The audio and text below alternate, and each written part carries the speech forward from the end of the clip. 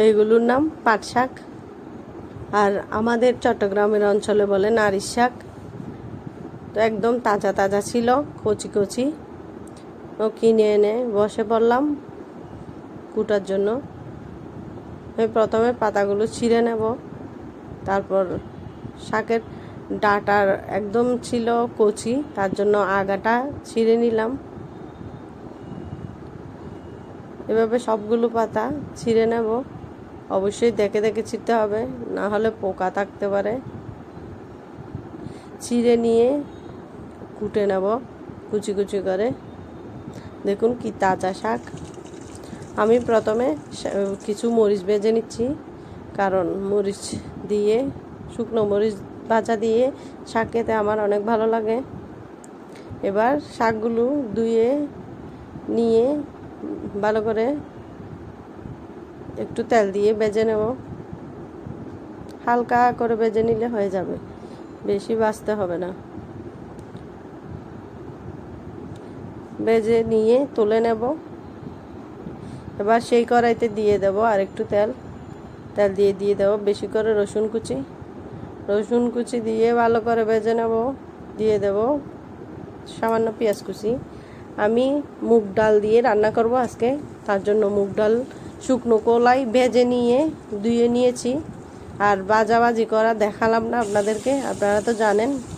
আর যারা জানেন না, আমার অনেকগুলো রেসিপি আছে, সেখানে দেখে নেবেন কিভাবে ডাল ভাজতে হয়। এবার একটা তেজপাতা সহ যোগে দিয়ে একটু ভেজে নেব, ডাল সহ দিয়ে তেলে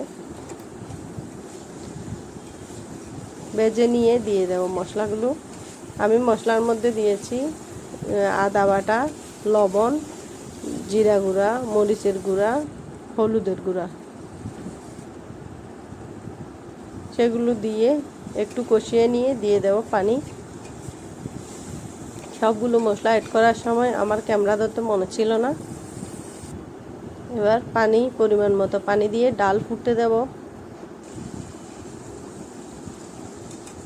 অনেকেই তো, যেটা আমাদের চিটাগাংয়ের ভাষায় ফেলন ডাল বলে, সেটা দিয়ে অনেক তো খেয়ে দেখেছেন। এবার মুগ ডাল দিয়ে খেয়ে দেখুন কি স্বাদ হয়। এবার ডালের সাথে, ডাল যখন ফুটে উঠেছে, প্রায় 80% ফুটে যাবে, তখন শাক অ্যাড করে দেব। শাকগুলো মিশিয়ে দেব ডালের সাথে। এবার শাক সিদ্ধ হয়ে আসলে নামিয়ে নিলেই রেডি হয়ে গেল আমার পাট শাক রান্না। মুগ ডাল দিয়ে এভাবে পাট শাক রান্না করে একবার খেয়ে দেখবেন কি স্বাদ হয়। অনেক মজাদার একটা রেসিপি, আগে জানতাম না। আমি একদিন রান্না করে খেয়ে অনেক মজা পেয়েছি, তারপর থেকে রান্না